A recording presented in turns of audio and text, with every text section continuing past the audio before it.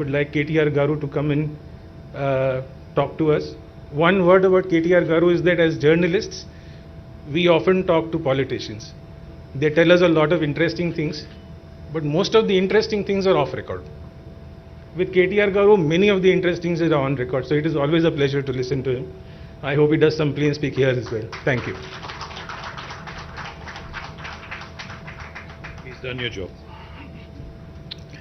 Thank you, Robin. Thank you for inviting me. Thank you to the entire team of Times of India for having us here on this very, very important.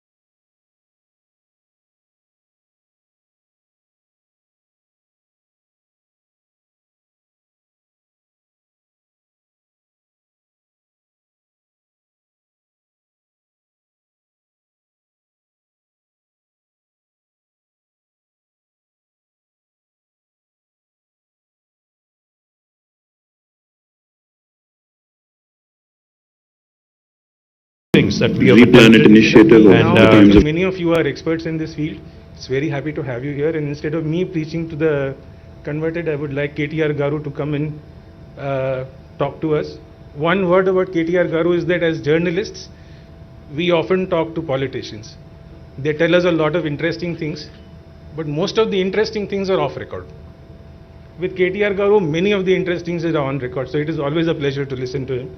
I hope he does some plain speak here as well. Thank you. He's done your job. Thank you, Robin. Thank you for inviting me. Thank you to the entire team of Times of India for having us here on this very, very important topic. But before I begin, I'd like to start with a video that I want to play for you. This is the video where Hyderabad was recently recognized as the world's green city in Seoul.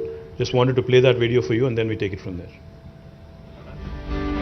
Hyderabad, a city with an iconic heritage. Besides advancing in technology, innovation and infrastructure, Hyderabad is also transforming into the world's #1 eco-friendly city, meeting the UN Sustainable Development Goals. Hyderabad was awarded Tree City of the World twice for the years 2020 and 2021 by FAO and Arbor Day Foundation.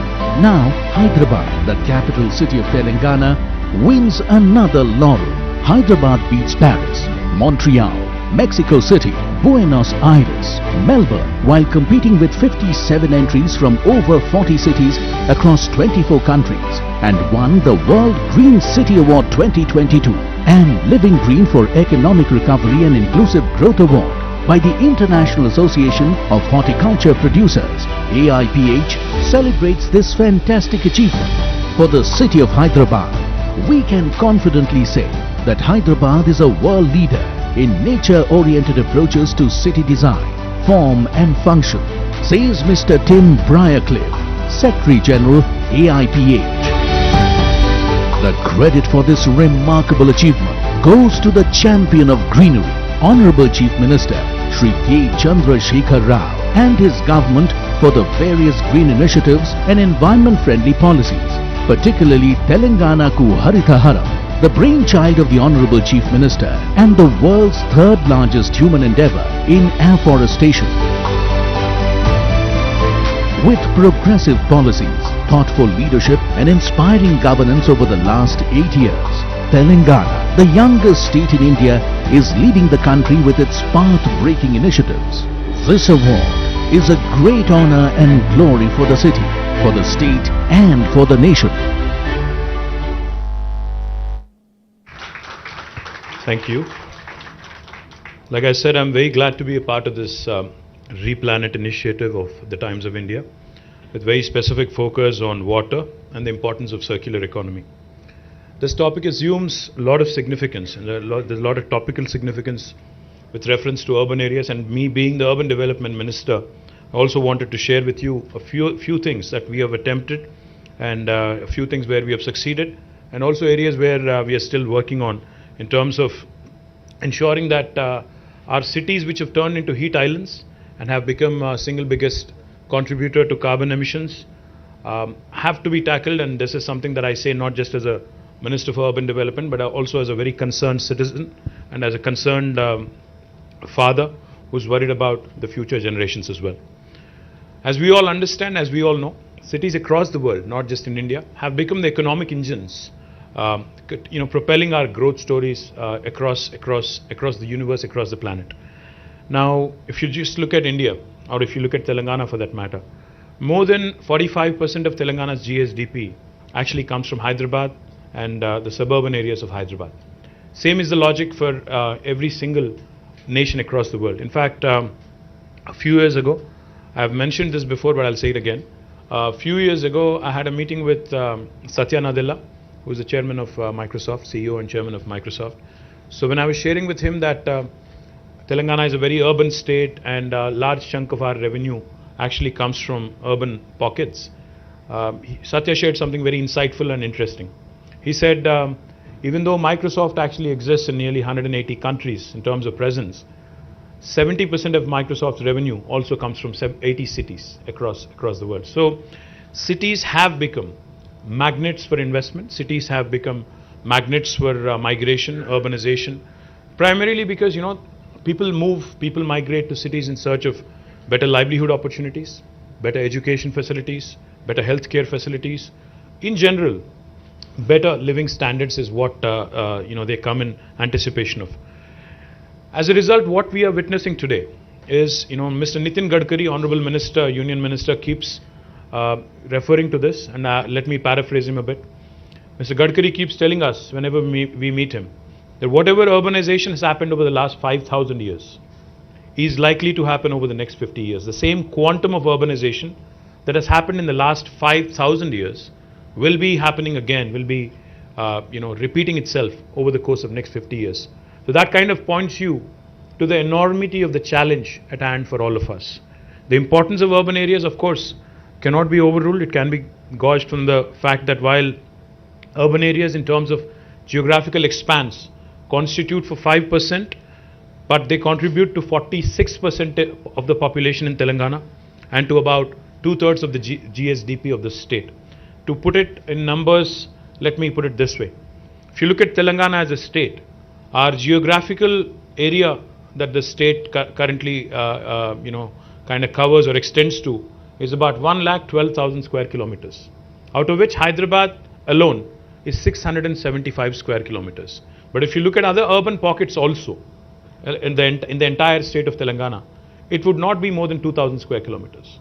So what are we talking about here? 1,12,000 square kilometers versus 2,000 square kilometers. But if you look at the population, 46.8% of the population is in this 2,000 square kilometers, whereas the remaining population is in the rest of 1,10,000 square kilometers. So that kind of goes to show you why the urban infrastructure keeps crumbling.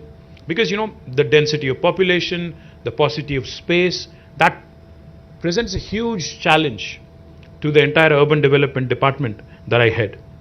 As I just pointed out, the socio-economic outlook of Telangana 2022 actually shows that Telangana's urban population is 46.8 compared to the national average of 31.16. That makes us one of the most urbanized states in the country. I think we are the third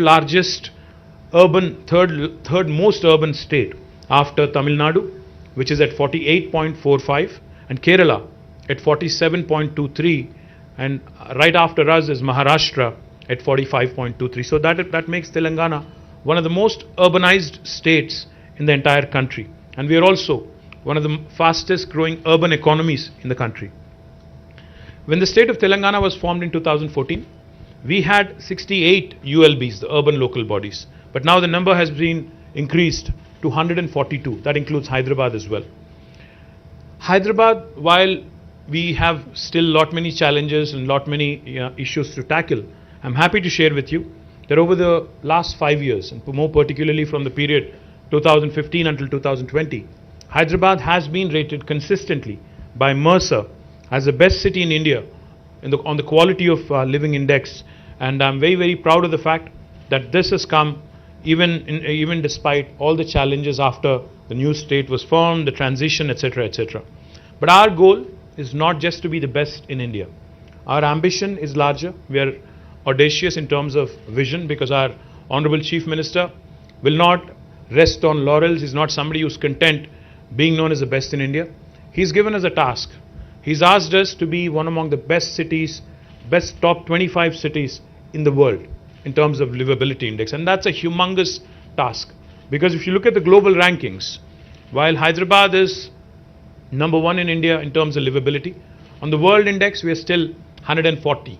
So that gives us another huge task in terms of moving up that ladder, because it's a huge task. So what are we doing? What are we trying to do to ensure that we live up to that vision? What are we trying to do to ensure that Hyderabad actually becomes a sustainable city in terms of all the methods, practices that we follow? One of the things I will talk about today, which I'm very proud of, our Metro Water Supply and Sewerage Board's MD is here, Dana Kishore. Let me also tell you something that I'm truly proud of. Hyderabad will become the first city in India come March, April next year, which would be treating every single drop of sewerage. We have undertaken a humongous task, are setting up nearly 31 sewerage treatment plants with a capacity of 1,259 MLD of sewerage waste, costing us about 3,866 crore. And once completed at a secondary level, this treatment would be of secondary level and backed by legislation. This will make Hyderabad, among all Indian cities, the first city to have achieved 100% treatment of sewerage, which I'm very proud of. And I do believe this will set a new benchmark for the rest of India. Now, how do we plan to reuse this water, treated water? We plan to reuse in construction, because construction is happening very aggressively across the city and also neighboring areas. We plan to mandate utilization of treated water by all the builders and construction companies, and we also will be using it for landscaping activities and horticulture activities. We could potentially also, in fact, use this water, treated water, to cool the furnaces and thermal plants and to do a number of other things as well. The second important intervention that I would like to talk about is effective management of surplus runoff water, especially during floods in Hyderabad. A lot of people complain, a lot of people talk about how cities in India, cities across the world are not equipped, fully to handle flood-like situations. Robin talked about climate change. Climate change, global warming was a topic that we used to read about in newspapers. Look at it, glance at it for a minute, and then used to say, okay, this is not my concern. This possibly is happening elsewhere in the world, not in my backyard. That was the approach earlier. But now, we all know climate change is real. It's already knocking on your doors. It's already at your doorstep. It's affecting all of us. As a person who's involved in public life, as a policy maker, I've been witnessing some very disturbing changes across different seasons.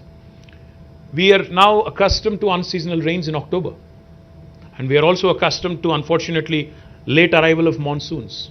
We are also accustomed to cloudbursts. And we are accustomed to 45, 46 degrees temperatures in summer. Now, these are unusual patterns. These are exceptional patterns. But looks like exception is going to become the norm. Expecting the unexpected is going to be the challenge for governments. I cannot take cover, I cannot take an excuse to my citizens stating that cloudburst and unseasonal rain, unprecedented rain has resulted in a flood-like situation, which may be the reality. But I don't think the citizens are going to accept that sort of an explanation in future anymore. So therefore, in Hyderabad, we have started on an important task, because no city in the world can of course deal with cloudbursts or torrential rains, but the least we can do is to prepare as well as we can, equip ourselves as well as we can. And so therefore, we have undertaken a very detailed study. A company called Shah Consultants based in Pune has undertaken this study. The hydrological map of Telangana, hydrological map of Hyderabad has been prepared. We have mapped surface runoff flows, micro basins of drainages, blockade points, and what needs to be done to address the issue on a permanent basis. Out of this, we have actually formulated a new idea called a Strategic Nala Development Program, SNDP. Happy to share with you that this Nala development, which has started with about 1,000 crores of initial estimates, has been going well. Of course, there's a long way to go, but I do believe that we have made some few decisions, and few important projects have been kicked off in the right direction. The third thing I'd like to talk about is solid waste management. When this government came into office in 2014, the total waste collection, municipal solid waste collection in the city of Hyderabad was about 3,500 metric tons per day. But today, that has increased to 6,000 metric tons per day. And what we have done in the last 8 years is, we have come out with a policy on ensuring not just municipal solid waste, but all kinds of waste, construction and demolition waste, liquid waste, which is sewage, also biological waste, and e-waste. All of these forms of waste are being processed diligently, are being processed scientifically to ensure Hyderabad becomes a benchmark and Hyderabad becomes a leading example of how a city can function. Now let me elaborate a bit on municipal solid waste. We have in fact commissioned a 20 megawatt plant, South India's largest municipal waste to energy plant in Jawahar Nagar Corporation, which is very close to Hyderabad. Not only have we commissioned a 20 megawatt waste to energy plant, we are also building another 28 megawatts of capacity at this plant, which will consume all the dry waste. All the wet waste will be converted into compost, and it will be sold to farmers as fertilizer. The dry waste will be converted into power. Beyond this 48 megawatts of municipal waste to energy, we are also contemplating setting up another 20 megawatt plant. Altogether, this will take our capacities to nearly 68, I think 72, I believe, altogether. And this will ensure that 100% of all the dry waste in Hyderabad is converted or incinerated into energy. The other thing I'm very proud of also, Telangana in its municipalities, 142 municipalities, will be completing a very unique program called as the FSTP, the fecal sludge treatment plants. Human waste that's excreted is also now being processed, is also now being handled in a scientific fashion, and we are ensuring that on a modular basis, all municipalities by the end of next fiscal will be having a fecal sludge treatment plant. We've already completed this in 68 municipalities. We're also trying to cover the remaining by the end of this fiscal. Let me also quickly talk about some heritage restoration that we're very proud of, in Hyderabad. Recently as yesterday, I think it was, you may have seen a clipping in Times of India as well. In fact, I thank the entire team of Times of India for running a brilliant piece on heritage conservation and what needs to be done by the state, by the people, by the citizens, etc. I'm very proud that two of very important monuments, the step wells in Kuli Qutub Shah tombs have been recognized by UNESCO, and so has the Domakonda Fort in Kamareddy district. Both of these have been recognized by UNESCO as World Heritage Monuments, but our ambition is larger. We want Hyderabad to be recognized as a World Heritage City, and we are working diligently towards it. Let me talk a bit about restoration of heritage structures that we have done as a, have been involved in as a government. One of the things I'm very proud about is the restoration of Mozum Zahi Market, which has once again regained its lost glory. Because I remember as a kid, as a student, I used to frequent the Mozum Zahi Market. You know, it is famous for its market, and also I don't know how many of you have had famous ice cream there. It is truly famous. You should try it if you haven't. Likewise, the clock tower at Mehboob Chowk, Sultan Bazaar, the CSI Church, Ram Gopal Pet Police Station at Monda Market, and Shah Ali Banda. All of these are being restored. We've also done Kaman restoration at Maula Ali Kaman, Char Kaman at Charminar, and Bansilal Pet Kaman at Secunderabad. I'm also happy to announce that restoration of step wells. I'm happy Kalpana Ramesh is here. She's been doing some pioneering work in restoration of step wells. Bapu Ghat, where she was also involved, her team was involved. Bansilal Pet, my compliments to you, Kalpana, and the entire team of municipal administration and others who have worked together. Gachi Bauli, Victoria Memorial School, Goshala, 6 step wells which have been restored by the Aga Khan Foundation at Kuli Qutub Shahi Tombs, and 2 step wells at Narayanpet and 1 at Chautuppal. The initiative, which started at a small scale with the cooperation of Rainwater NGO, is now fast becoming a public movement, and a lot of people are taking pride in the restoration that has been done. In addition, we've also taken up some restoration works at Ashur Khana, Hussaini Alam, Darbar Hall, Khoti Women's College, and restoration of Kuli Qutub Shahi Tombs. Our upcoming restoration works also include reconstruction of Mehboob Chowk, popularly known as the Murgi Khana or Murgi Chowk, Sardar Mahal, Julu Kaman, Lad Bazaar, Miralam Mandi, State Central Library, Sheikh-Pet Sarai, and Khurshid Zahi Devdi. These are some of the few. In fact, Hyderabad has about 218 heritage structures, both private and public. Our ambition, our goal, is to ensure that each of these structures is diligently restored and maintained for the benefit of our future generations. We're very confident. I mean, I can go on with a number of such initiatives, but we are very, very confident that with all these initiatives, by way of creating a circular economy, by focusing on sustainability, by ensuring that we also conserve our heritage structures, we will qualify to be among the list of UNESCO cities for World Heritage, as a World Heritage City. We've already been recognized by UNESCO in their list of cities for gastronomy. As you all know, Hyderabad's biryani is truly, truly world famous. So we have been recognized by UNESCO among the list of gastronomical cities popular for gastronomy. And again, like I mentioned, because of the work done by Aga Khan Foundation at the step wells in Kuli Qutub Shahi Tombs, we've again been recognized by them. But our effort is to ensure that this continuous exercise, endeavor, to maintain that perfect mix of modernity and old world charm, rich heritage and culture, the Ganga Jamuna Tehzeeb that Hyderabad is known for, will prosper, will thrive, and every Hyderabadi eventually will feel proud of all the work that is being done by the government and its citizens. I'd like to play a small video before I close out so that you understand exactly what is being done. Thank you. Jai Telangana.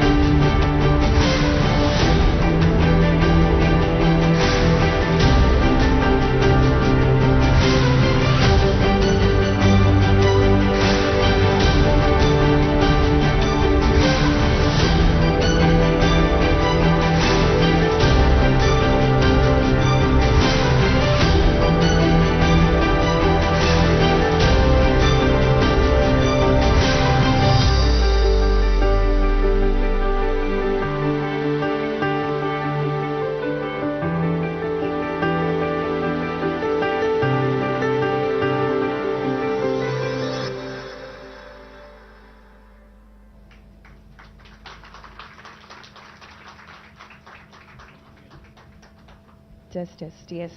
Thank you so much, our Honorable Minister, for sharing valuable insights and inputs with all of us here today and always inspiring us. And then again, we look forward to seeing Telangana as one among the top 25 cities in the world. I now request Mr. Robin David to kindly please present the closing remarks. Thank you very much, KTR Garu, for sharing your perspective. I think there were 3 takeaways for me from this entire exercise. One is that you want to make Hyderabad a climate resilient city. Secondly, you want Hyderabad to be one of the most livable cities in the world. And thirdly, you want it to become a World Heritage City. All 3 Times of India would be very happy to work with you. We've already done a sustained campaign on heritage. We will also work with you on the other 2 initiatives, even if we are occasionally critical of what we say. Thank you.